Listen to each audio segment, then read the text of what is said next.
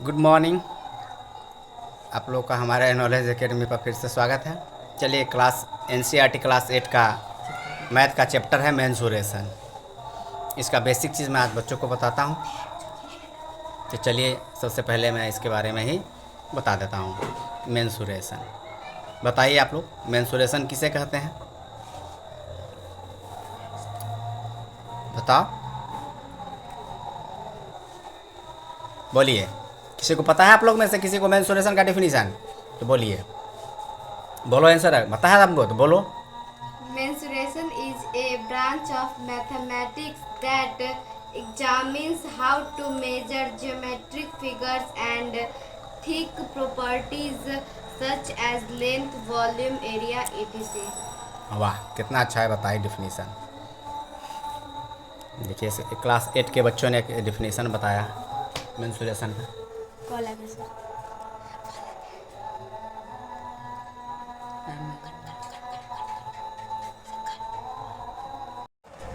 तो देखिए एक क्लास की एक बच्ची ने बहुत अच्छा एक डेफिनेशन मेंसुरेशन का बताया है। बस उसने एक थोड़ा सा गलती क्या कर दिया है कि जैसे वहाँ पर जैसे बताई है वो थिक थिक नहीं है। Geometric figure they are properties such as length, volume, area and etc that जैसे यहाँ पर मैं उसी का डेफिनेशन मैं डिफिनीशन में फिर से लिख दिया हूँ। Mensuration is a branch of mathematics that examine how to measure geometric figures and their properties such as length, volume, area, etc. तो इसका मेंसुरेशन का डेफिनेशन आ गया। अब मेंसुरेशन से रिलेटेड बहुत सारे बेसिक चीज़ होते हैं जिसके बाद जिसका बच्चों को जानना ज़रूरी होता है। तो चलिए इससे रिलेटेड हम कुछ फिगर के बारे में पढ़ते हैं, जानते हैं। तो जैसे क्लास 8 का ये एनसीईआरटी का बुक है मैथ का, और इसमें रिलेटेड जैसे यहाँ कुछ फिगर्स हैं। इस तो इस ज्योमेट्री में, इस मेंसुरेशन में ये सब फिगर क्लास 8 में पढ़ना है। तो इन सभी फिगरों को मैं एक एक करके बताऊंगा। तो आज सबसे पहले हम चलते हैं। पहला फिगर है, क्या है ये? रेक्टेंगल। तो रेक्टेंगल से रिलेटेड हम कुछ बेसिक इन्फॉर्मेशन आप बच्चों को देते हैं। तो चलिए हम सबसे पहले आज सिर्फ इसके बारे में, आज जैसे यहाँ पर ना rectangle, square, triangle, parallelogram, circle, तो बारी बारी से एक एक करके हम इसके बारे में डिटेल से पढ़ेंगे। तो आज हम सबसे पहले हम लोग पढ़ेंगे रेक्टेंगल। तो रेक्टेंगल के बारे में जानते हैं रेक्टेंगल क्या होता है। तो चलिए सबसे पहला हम लोग आते हैं रेक्टेंगल। रेक्टेंगल को हिंदी में बोलते हैं आयत। आयत। चलिए अगर आप लोग में से किसी को अगर रेक्टेंगल, आप लोग तो रेक्टेंगल से वाकिफ़ होंगे, जानते हैं आप लोग रेक्टेंगल के बारे में? Yes sir. तो बताइए रेक्टेंगल का कोई डिफिनेशन बताएगा, रेक्टेंगल किसे कहते हैं वो? Yes sir. बताइए, पता है आपको? तो जरा बोल के दिखाइए रेक्टेंगल का definition. A closed figure having four sides and their opposite sides are equal and parallel and each angle is a equal than 90 degree is called rectangle. बहुत अच्छा, ये भी बताइए। बहुत अच्छा है, इसका मतलब ये लोगों को बेसिक नॉलेज, मतलब ये बैक टू बेसिक नॉलेज पीछे इसका है, तो बच्चे अच्छी तरह से समझ जाएंगे इसको। तो चलिए हम इसको फिगर के साथ फिर से एक बार बता देते हैं हम अपने लैंग्वेज में इसे। तो जैसे ये रेक्टेंगल हुआ, रेक्टेंगल का फिगर हम बना देते हैं। पहले ए बी सी डी। तो इसका ये क्या कहलाता है, क्या कहलाता है आप लोग बताइए, इसे क्या बोलते हैं?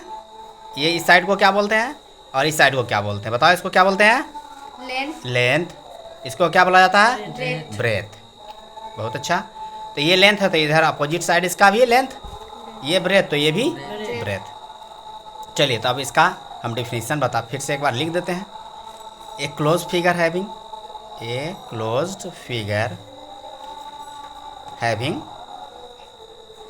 Four side. A close figure having four sides and its opposite sides are equal। Opposite sides, इसके अपोजिट साइड्स ये और ये, opposite sides are equal and parallel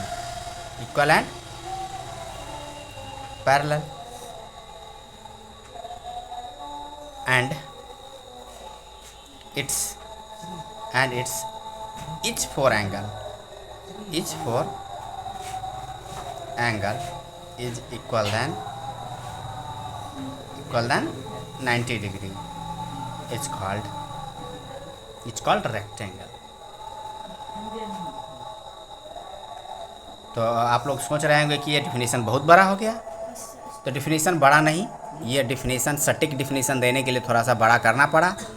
तो आप लोग ऐसे हम लोग इसको शॉर्ट में ऐसे भी कह सकते हैं, a close figure having 4 sides and its opposite sides are equal and parallel.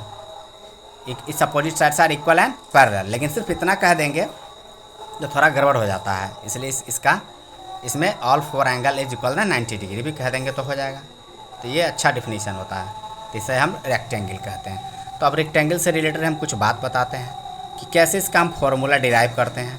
तो चलिए अब हम इससे बहुत आसान एक तरीका होता है, तो अब हम इसके रेक्टेंगल के फिगर पे ही कैसे हम इसका पेरीमीटर निकालते हैं और इसका पेरीमीटर का फॉर्मूला कैसे डिराइव होता है वो मैं आप लोग को बताता हूँ। तो चलिए पेरीमीटर से जुड़ी हम कुछ बातें कर लेते हैं। पेरीमीटर को हिंदी में क्या बोलते हैं? परिमाप या परिमिति भी बोलते हैं। तो हम चलिए इसके परिमाप या परिमिति भी इसको कहते हैं। तो हम परिमिति से रिलेटेड कुछ बात करते हैं। तो चलिए हम थोड़ा सा इसके बारे में फिर से बता दें। जैसे हमारा रेक्टेंगल हो गया ABCD, तो हम तो जान रहे हैं कि ये साइड और ये साइड इसका इक्वल होता है और पैरेलल भी होता है, इसका और इसका ये अपोजिट साइड। तो opposite side side equal and parallel. ऐसे हम इसको क्या बोलते हैं? इसको हम बोलते हैं लेंथ, इसको बोलते हैं ब्रेथ, इसको भी बोलते हैं लेंथ बोलेंगे, इसको भी बोल जाएंगे ब्रेथ। Length breadth.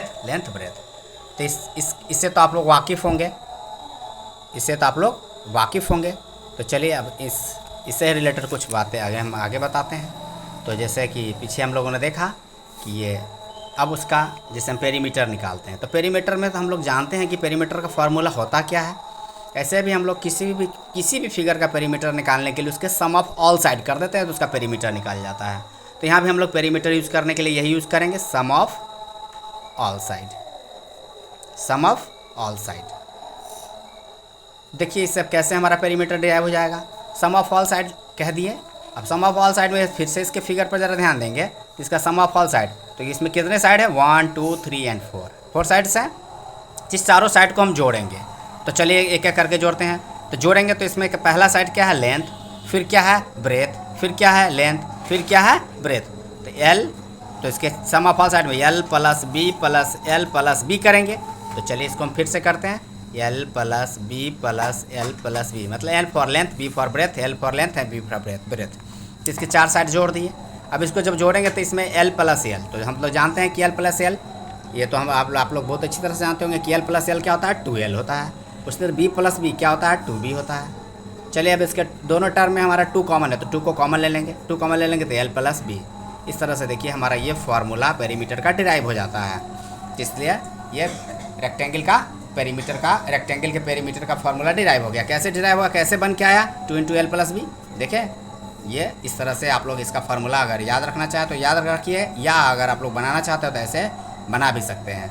बस कितना आसान तरीके से बन गया। तो इसका फार्मूला था 2 × L प्लस B। अब आइए इस पेरीमीटर से रिलेटेड ही कुछ और बातें हो जाएं। अगर पेरीमीटर जब दिया रहे तो उसके लेंथ और ब्रेथ को हम लोग कैसे निकालते हैं? ताकि इसका फार्मूला हो गया 2L प्लस 2B, या इसी को हम लोग कहते हैं 2 × L प्लस B। ये दोनों एक ही चीज़ है। अब हम अगर इसी चीज़ को फार्मूला को बनाने के लिए अगर कभी होता है कि कभी लेंथ दिया रहता है, पेरीमीटर दिया रहता है, तो ब्रेथ निकालना रहता है, तो देखिए इसमें कैसे निकालेंगे हम। तो इसको 2L प्लस B इधर कर लेंगे, 2B उधर कर देंगे पेरीमीटर। सपोज दैट कि अगर आपका कुछ लेंथ दिया हो और ब्रेथ निकालना हो तो कैसे निकालेंगे हम? तो इस सिंपल सा जो निकालना है उसको लेफ्ट साइड में रखेंगे। अगर हमको ये L निकालना है तो 2L लिखेंगे इधर प्लस B। अब इसको साइड चेंज कर देंगे तो प्लस से चला जाएगा माइनस में 2B।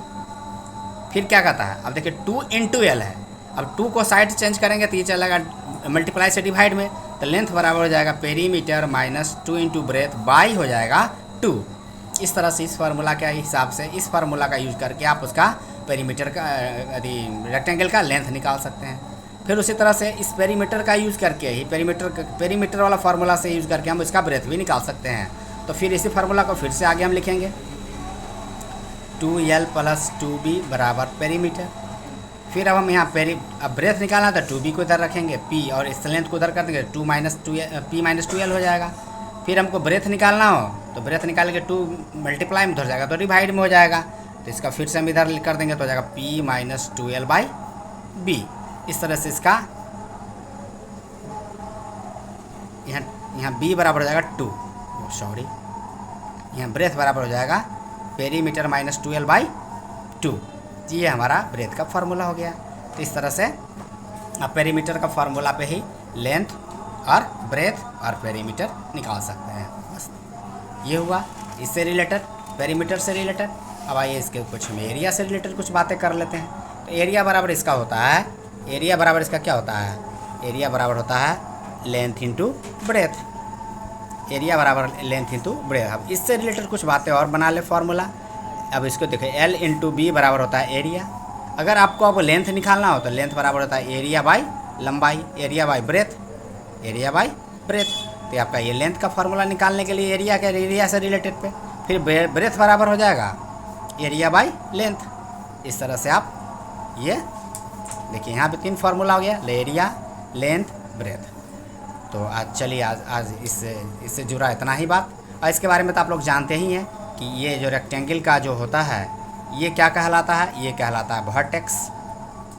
इसमें वर्टेक्स कितने होते हैं, कुल 4 होते हैं, ये 1 2 3 4। साइड्स कितने होते हैं, ये वाला साइड्स कहलाता है 1 2 3 4। तो साइड्स भी कितने हो जाएंगे इसके, साइड्स भी 4 हो जाएंगे। अब एंगल की बात कर रहा है तो ये एंगल भी इसमें कितने होते हैं, एंगल भी होते हैं 4। तो इस तरह से ये भी थोड़ा सा एक बेसिक चीज़ था। ये वर्टेक्स, ये और ये वर्टेक्स, तो वर्टेक्स कितने होते हैं, number of vertex 4, number of sides 4, angle number of angle 4। तो बस इतना ही, ये तो बहुत आज इतना ही रेक्टेंगल से रिलेटेड इतनी ही बात है। फिर अब अगले दिन हम मिलेंगे स्क्वायर के साथ। ओके, थैंक यू, नमस्कार।